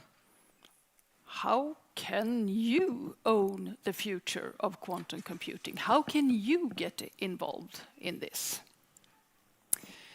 So if we dig down or step back, or depends on how we see it, we can actually call quantum mechanics as the operating system of nature, at the very fundamental level. It might be that we have to relearn physics. So if we think of, for example, we do not fully understand yet how these extremely efficient energy factories in the photosynthesis work. But there are quantum mechanical effects in the photosynthesis. So we're starting to understand, and this is the reason why we see it as the operating system of nature. And if we just compare it to our classical physics at the macroscopic level, you all know that with Newton dropping the apple, the classical physics. But the quantum physics is at the microscopic level and at an electron level. So if we now go in to what are the differences between a classical computer and a quantum computer, they operate in totally different ways. So our classical computers, the ones that you all have, the ones that we all operate, the fundamental part in our classical computers are that there is built on that it's either 0 or 1, and it's serial, and it's bits. So with our quantum computers, we have quantum bits, qubits, and they can be 0 and 1 at the same time, or a representation in between. And this is the fundamental difference, and that's why it's also so difficult to build these quantum computers, because there are different modalities. For example, here in Copenhagen, we have fantastic development in terms of that we develop different platforms. We have superconducting, we have spin, we have photonics, we have neutral atoms. And Magne, our quantum computer, is a neutral atom quantum computer. But the very difficult part is that we have to keep these qubits in superposition. So I have to show that, for example, with Magne, we have lasers that keep the atoms in superposition, and that is what gives this massive parallelism. So that is what gives quantum computers the power. And I will also then explain how, and if we compare our classical computers and our quantum computers, if we simplify an explanation, some of our physicists don't agree fully to use this comparison and explanation. But if you think of a classical computer in a labyrinth to find the way, a classical computer can only take one path at a time in the labyrinth, have to explore one path at a time. A quantum computer can explore all the paths at once. And even though, of course, our classical computers and our supercomputers are very, very powerful and very fast, it can only explore one path at once in comparison to all paths at once. And that gives the massive parallelism. And then one can question, but our classical computers are getting faster and faster and more powerful. True, very true so, and there is parallelism, but it is nothing compared to the parallelism that we can create with a quantum computer in these specific problems. So it's not that quantum computers will solve everything. It's very specific problems where there are very, very many combinations. So combinatorial problems, quantum computers are very good at. So what is Q North and Magne? Well, Magne is Thor's son, and he inherited the hammer, so we thought it was a good name, a powerful quantum computer, and one of the most powerful quantum computers in the world. And the thing is that this investment from the Novo Nordisk Foundation and the Export and Investment Fund is a very generous investment and initiative for the Nordics, because of course we will use it here in Denmark, but it's also for researchers and startups and companies in the Nordics as a whole. And the purpose of that is really to raise the ecosystem here in the Nordics so that we keep our position and that we enhance our position in the Nordics. It's also the thing that it's a scarce resource. The people that really know how to develop these applications and form the problems and discuss with the big enterprises in regards to what problems are really suitable. For example, within biochemistry, within pharma, within material science, and of course also financial problems, where there are many, many combinations. I will come to one of those areas. So there was an analysis, and where is the most powerful quantum computer in the world, or where is it being developed? So the bet now is that, or we have procured it, it's atom computing from Boulder in the USA, and then it's Microsoft that provides the software. So the hardware is provided from atom computing, and the software is provided by Microsoft. And we will have our quantum computer in the office.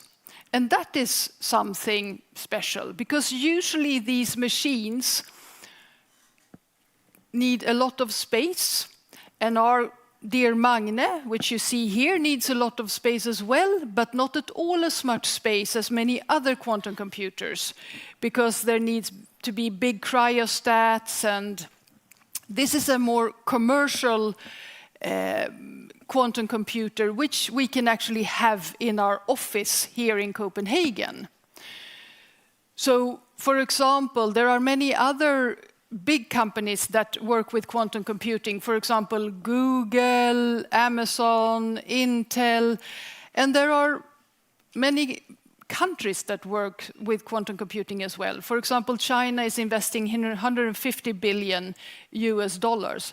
So there are all these possibilities with quantum computing to solve the problems, these combinatorial problems, but then it's also the thing of countries that want to have information in terms of that you can crack codes when we get these very powerful quantum computers.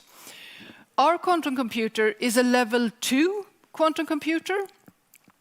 So we're developing level 1, we're building that ourselves, and then we're buying Magne, the level 2, which is, if we go into the technical specification, it's 50 logical qubits made from 1,225 physical qubits. And then the level 3 is the fault-tolerant quantum computers. And that's the stage where they will be able to, that kind of capability of quantum computers will be able to crack codes in terms of the codes that are safeguarding our bank accounts, so the RSA. And for example, HTTPS, so the secure won't be so secure when we have these very powerful quantum computers. So what I wanted to mention is that there are, of course, countries that develop these quantum computers for other reasons, not for developmental reasons, but to be able to access secret information. And then there has to be upgrades made to make our classical computers safe with post-quantum cryptography and quantum key distribution. But with Magne, we will focus on the development side. So what can we do with Magne? What can we develop with Magne? So we can really, and we've already started working in the Nordics and of course here, because it takes a long time to develop these use cases. And some of the areas I mentioned, I can just repeat it within biochemistry and pharma and material science, supply chain and logistics and finance. So it will basically be in all industries. And if we take it also in comparison to our classical computers, it's not that quantum computers will replace classical computers. It will work in combination. So in a workflow, we will have classical computing, and then for the specific problems that quantum computers are very well suited for, we dive down, we do this very, very immensely large combinatorial computation, which classical computers are not able to do. It's intractable. So even if we would have access to El Capitan, the most powerful classical computer in the world, when we get the level 2 and the level 3, El Capitan will not be able to do those calculations. And if we take some examples now within the areas that we are developing the use cases for, perhaps you've heard of AlphaFold for protein folding. That's one area where AlphaFold, they got the Nobel Prize, it's fantastic. And of course, they're doing a fantastic and excellent job. But the thing is that is more of an end product. There is so much more in this dynamic process of the protein folding and also misfolding that we don't understand yet. And that kind of that kind of combinatorial problem is well suited for then quantum computational capabilities. And why do we want to know more about this process? Because neurodegenerative diseases, we get those diseases when the proteins misfold. So if we understand more of the misfolding, we could actually understand. This will, of course, take a very long time, but to understand a little bit more what should be done so that there is less protein misfolding. Then another area, what I would also like you to think about when I'm talking about these problems, I will also come to a finance problem, is that all these startups now, they need business people. It's not only physicists, they need business people, of course. So there needs to be a mix in these startups and companies. And then another example of a use case is then radiotherapy. If you have a tumor in the brain, it's extremely important that this radiotherapy only takes away the tumor and not the surrounding tissue in the brain. So that kind of optimization to be able to hit the right area with the right intensity, the angle, the dose is totally crucial. And that, again, that's a combinatorial problem. And another area is with CAR T-cell therapies to know which patient responds to the therapy. And again, an enormous amount of variables that you have to put against each other to be able to optimize for the therapy.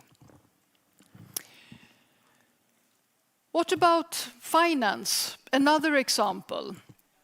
And there are, of course, within supply chain and logistics and within all industry sectors. So again, for example, in a financial portfolio, all the different choices that you can make, and those are an enormous amount of variables, so that kind of optimization is suited for quantum computing. Not all problems at all, but some of them are. And in this case, it's a company that's called Q-Purpose that are already doing a solution for Jyske Bank that they are working with that's already in production. So how does this relate to you? What's important here?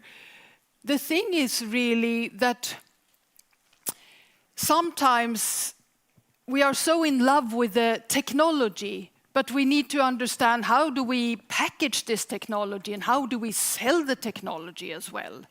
So the teams need to be very well balanced on the technology side and on the business side.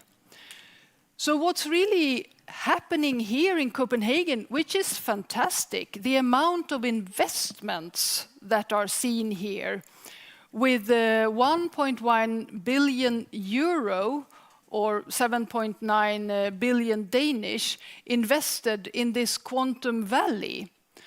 So the encouragement and call to action is really to dive into this quantum valley, because there are several startups here that either have already employed from the business side, from, for example, CBS. We have 2 people from CBS in our company, or need to employ.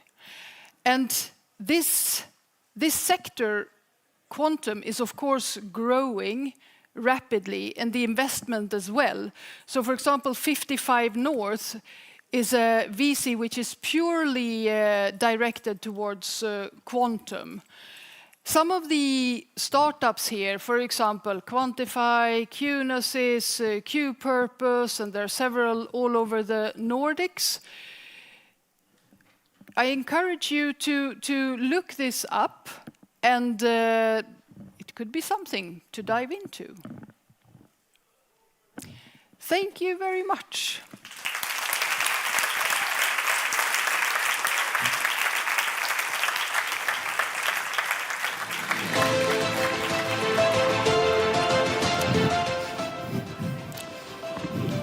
Thank you so much for that very insightful presentation. Now we will take some of the questions that you guys asked during the presentation. And our first one is, what roles and opportunities does quantum computing create for business-interested students? Yes, very good point. So, for example, in our company, we have the Chief Technology Officer, and of course our Chief Technology Officer, he's just relocating from the US, he's from Berkeley, California, and he will take care of the machine. And he will have a little team, and then we have the Chief Product Officer, which will take care of the market and the users. And in that area, we definitely need business people. And also we have the Chief Operating Officer, who does the finance, the IT, the legal, but also supports the company as a whole. And that person comes from CBS. So there are many roles for CBS students. I think many students here are happy to hear that. Yeah. This question goes a little bit back to our first panel debate about sovereignty. It is, if quantum hardware remains concentrated in the US and China, can Europe ever claim genuine quantum sovereignty or just quantum dependency? It's a very good question. And I was maybe thinking I'll get one of those questions. So the reason why we are buying a whole system is that we can get quantum compute via the cloud. But we're buying the system so that we own it, we place it here in Copenhagen, and our users' data is processed here. So it's a sovereign solution. And one can question, why did you buy an American machine? But it's also the thing, we are developing excellent hardware here, and we are going to come up to the level 3, but we need a stepping stone, and we need to learn from what there is on the market now, the best capabilities, and we are close, and then we'll learn, and then we'll go to the level 3. So we buy the level 2, the best there is on the market, to learn, and also to share the learnings on the use cases here in Denmark and in the Nordics. But do you think we'll ever reach fully sovereignty, or will the dependency take up a lot of time? It's it's a excellent, again, it's excellent investments made here in terms of that building quantum chips. If we think about what happened during the pandemic, that we were out of chips for manufacturing because of the supply chains didn't work.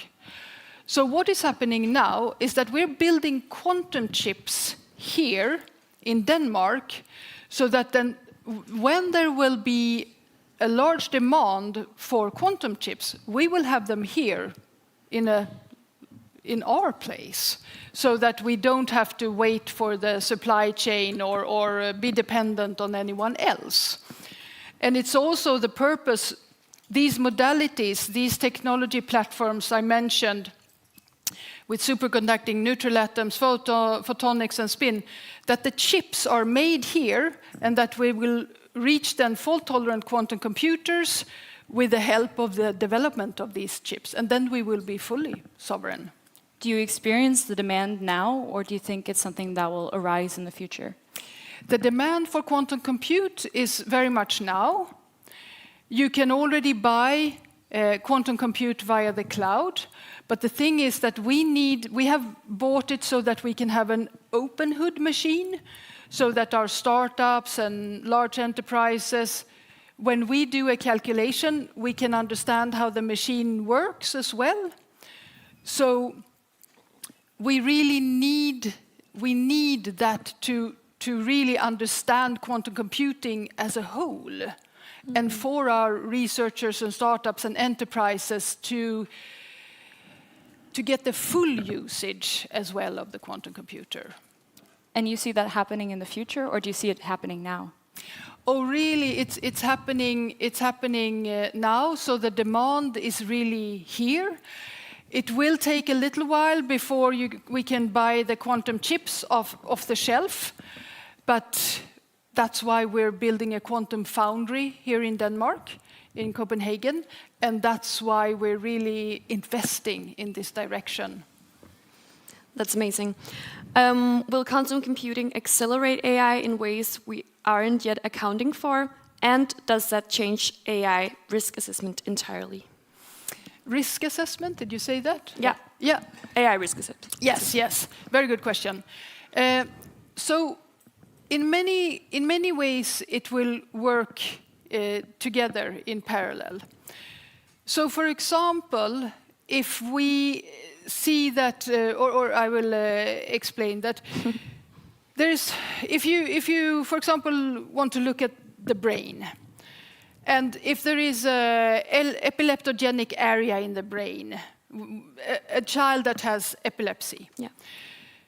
So there are quantum sensors to be able to locate where that area is, because the surgeon does not want to remove anything else than that area. And then we get data, a lot of data out of this magnetoencephalography as well. And of course, to be able to both analyze that data with classical AI, but also with quantum machine learning, to have some of that data is more suited for quantum machine learning, and some is suited for classical AI. And your question then, how will it, if it accelerates? Yes, it will accelerate each other. We're not there yet. It will take time, definitely. But in the future. And what about the risks? We'll have to handle the risks, like we do with everything, with understanding what does the technology do and how do we take care of it. And it is that we program the models still. But of course, it can be difficult when the models are learning. And have you experiencing it take a long time? You said it can be difficult to learn the models, but do you think, again, will it be in the foreseeable future, we'll be able to do it more quickly? Yes, there's a lot we need to learn still. So it's not that quantum computers that we see, for example, Magne, our quantum computer, we will start by putting these use cases on and understanding how the use cases do, what kind of data we get out of it, and all always comparing with classical, the similar classical solutions. Because if there are classical ways of handling the data, we shouldn't go on a quantum computer. So we only use it for very specific areas. So it will take time, but it's also the thing that maybe we will discover new materials, because these kind of combinations, if we want a material that is very, very hard but not brittle, for example, we could discover material like that. So there are problems that could be solved that we didn't even know that we could solve with quantum computers, with breakthroughs. It will take time, though. That is very, very interesting. Unfortunately, we're running out of time. Do you have any last comments? I welcome you to explore the quantum computing area in Copenhagen, and welcome to the Quantum Valley. Thank you so much, Ebba. Thank you.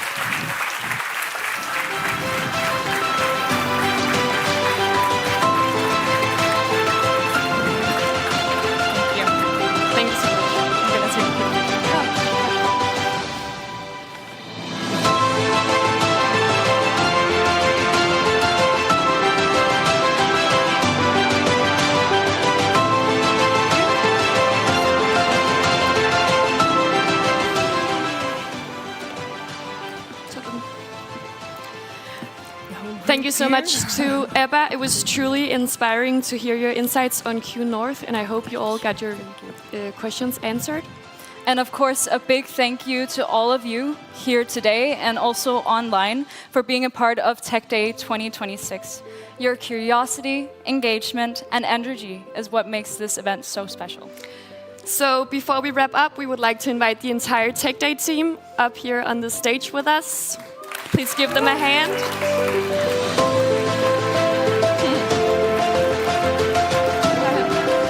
Let's give them a huge round.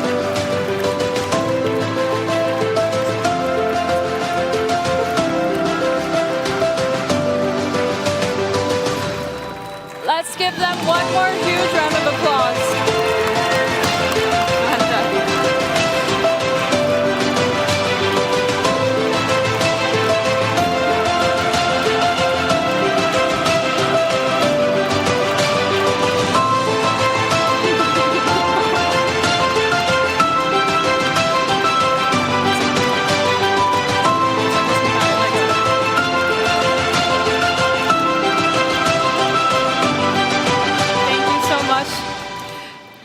Thank you so much, all of you, for being a part of Owning the Future. And also, we hope to see many of you at the after party at Løvstrade.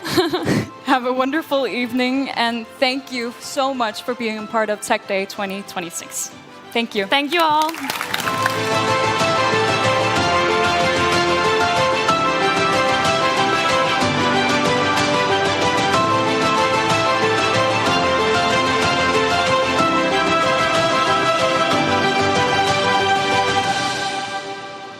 Thank you.